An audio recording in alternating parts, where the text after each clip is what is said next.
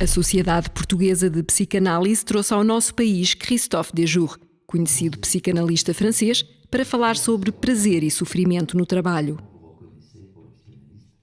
La souffrance au travail, elle est quasiment inévitable. Dans tout travail de qualité, on se heurte à ces échecs. Et le vrai travail, c'est précisément, de faire l'expérience de l'échec, ensuite d'endurer, de supporter l'échec le temps qu'il faut, jusqu'à ce que finalement on trouve la solution pour surmonter la difficulté.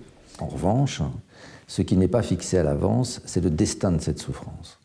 Cette souffrance, elle peut s'accumuler, elle peut s'aggraver, et petit à petit vous pousser vers la déstabilisation psychique et vous conduire à la maladie mentale. Mais dans d'autres cas, cette souffrance peut justement être transformée en plaisir.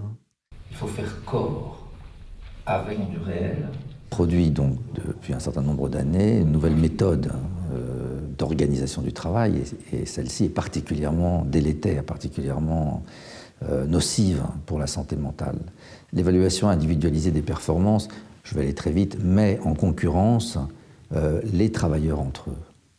Et comme il faut absolument obtenir de très bonnes performances et qu'on va vous comparer aux collègues, et que celui qui aura la moins bonne performance sera celui qui sera sanctionné ou le premier qui sera licencié, dans le cadre actuel de ce qui se passe en Europe, l'évaluation est liée à une menace de licenciement.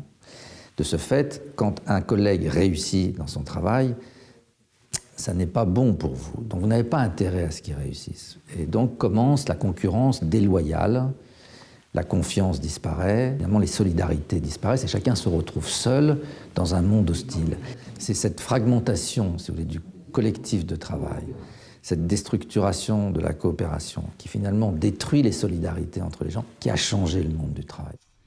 Eh bien, il en va de la coopération. Prennent énormément de temps.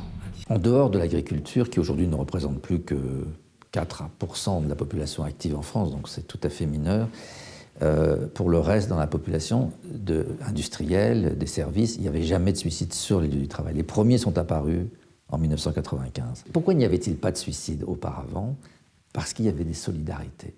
Les gens s'entraidaient. Quand on voyait un collègue qui n'allait pas bien, le collectif de travail s'occupait de lui et ne le laissait pas s'enfoncer. Oui, puis c'est l'esprit de solidarité. Et donc, s'il y a un axe de l'action possible pour les gestionnaires, pour les dirigeants, etc., c'est de lâcher sur la performance individuelle, l'exaltation de la performance individuelle, et se tourner maintenant vers en quoi consiste le travail collectif, c'est-à-dire cette chose tout à fait intéressante et passionnante qui s'appelle la coopération. Donc la coopération, c'est ça qui fait la prévention des maladies mentales, et c'est ça qui aussi permet de réenchanter le monde du travail. Et ce n'est pas impossible. Il n'y a pas de fatalité dans la situation présente.